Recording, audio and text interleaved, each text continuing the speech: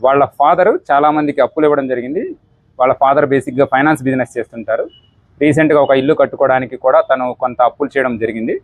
పాత వాళ్ళు ఎవరైతే అప్పులు తీసుకున్నారో వాటి సకాలంలో చెల్లించకపోవడంతో తను కొంచెము స్ట్రాంగ్ లాంగ్వేజ్ వాడడము, అలానే వాళ్ళని తిట్టడము, బెదిరించడము, సివిల్ కోర్టుకు వెళ్తామని స్ట్రెస్ చేయడము జరుగుతుంది.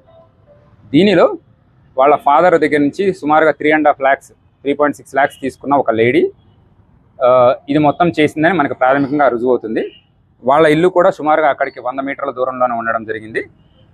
ఆ రోజు జరిగిన మనకి నివేదిక ప్రకారం 7 గంటల నుంచి 7:30 మధ్యలో ఈ ఇద్దరు ఆడుకుంటున్నప్పుడు బుర్కా వేసుకొని ఆ లేడీ వచ్చి ఈ పాపతో మాట్లాడి ఆవిడతో పాటు తీసుకొని మరొక కుర్రాడు, అతను మైనర్ 17 years, ఆ లేడీకి రిలేటివ్ అవుతాడు.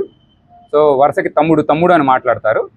సో ఆ బాబుతో పాటు తీసుకొని వాళ్ళ అమ్మగారిల్లు, అక్కడి నుంచి 1.5 kilometers డిస్టెన్స్ ఉంటుంది, వాళ్ళ అమ్మగారింటికి తీసుకెళ్ళడం జరిగింది. ఈ కుర్రవాడు బయటే ఉన్నాడు చాలాసేపు. వాళ్ళు లోపల ఆ పాపతో చాలాసేపు మాట్లాడడం, పాపకి ఫుడ్ కూడా పెట్టడం జరిగింది. ఇది జరిగిన తర్వాత ఆవిడకున్న కోపం మొత్తం ఆ పాప మీద చూపించడము, అక్కడే నోరు అరుస్తుందనే ఉద్దేశంతో నోరు ముక్కు నొక్కేసేసి చంపడం జరిగిందనేది కూడా మనకు ప్రాథమికంగా తెలుస్తుంది. ఈ సమయంలోనే ఆ లేడీ ఎవరైతే సరే చేశారో ఆవిడ మీద పాప గీరినట్లు కూడా చిన్న చిన్న ఇంజురీ మార్క్స్, స్క్రాచ్ మార్క్స్ ఆవిడ చేతి మీద కూడా మనకి ఉండడం జరిగింది.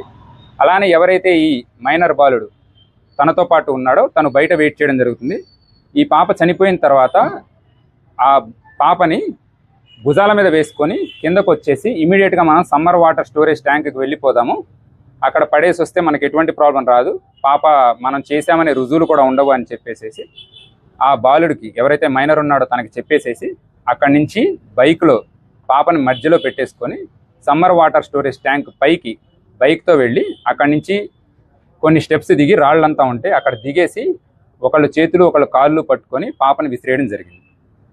సో దీనికి సంబంధించి మనకి ఎవరైతే ఉన్నారో ఆ లేడీ, వాళ్ళ మదరు అండ్ ఈ బాబు, వీళ్ళ ముగ్గురు మన కస్టడీలో ఉన్నారు. ఇంకా దీని మీద దర్యాప్తు కొనసాగుతూనే ఉంది. ఇందులో ఎవరైతే ఈ మైనర్ ఉన్నాడో తను కంప్లీట్గా కన్ఫెస్ చేయడం జరిగింది. అండ్ దీంతో పాటు దానికి సంబంధించిన వీడియో ఆధారాలు కూడా మేము సేకరించాము.